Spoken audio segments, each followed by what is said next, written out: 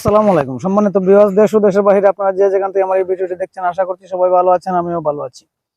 আসলে আজকে আমি চলে এসেছি একটি ভিডিও নিয়ে আপনাদের মাঝে হাজির হয়েছি।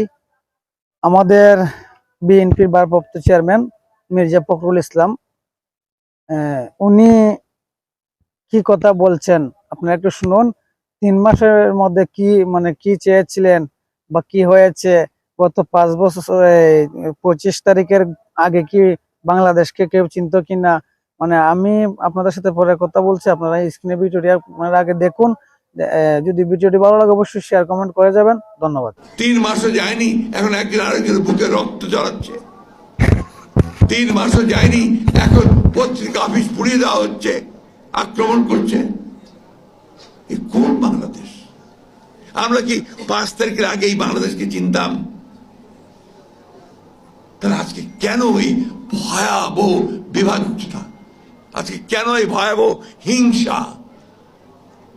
আজকে কেন এই ভয়াবহ অস্থিরতা? কোথায় সমস্যাটা? কোথায়? আমি প্রশ্নগুলো আপনাদের সামনে এই জন্য তুলছি যে আপনারা এখানে এই সমাজের শ্রেষ্ঠ লোকগুলো বসে আছেন। আপনার ছাত্র জীবনের শ্রেষ্ঠ ছাত্র ছিলেন, আপনার কর্মজীবনের শ্রেষ্ঠ, আপনারা আমাদের মানুষের কাছে, সাধারণ মানুষের কাছে আপনারা দেবতা, আপনার চিকিৎসক। তাদের সামনে এই প্রশ্নগুলো আমি তুলছি। আর কত এই বিভাজন নিয়ে, আর কতই ঘৃণা নিয়ে আমরা বাংলাদেশকে টেনে উপরে তুলবার চেষ্টা করব? বারবার টেনে তোলা হবে, আবার পড়বে ঘৃণা দিয়ে, মিথ্যা দিয়ে, দানবীয় শক্তি দিয়ে, আবার উঠবে, আবার ফিরবে। আমি কথা আজকে এই জন্যই বলছি যে মিলন যে প্রাণ দিয়েছিল, এখানে আমরা সবাই অনেক গুণগান করলাম, অনেক কথা বললাম। যারা এখানে আছেন তারা অনেকেই তার সঙ্গে সরাসরি যুক্ত ছিলেন, সে আন্দোলনের সঙ্গে। আমাদের কি দুর্ভাগ্য দেখেন, আমাদের ব্যর্থতা যে আমরা মিলনের সেই রক্তত্যাগ, আত্মত্যাগ, তাকে কিন্তু আমরা সত্যিকার অর্থে বাস্তবে রূপ দিতে পারিনি। কত সালে সেটা? 90-এ প্রাণ দিয়েছিল ভোটের অধিকারের জন্য, স্বৈরাচার দূর করার জন্য।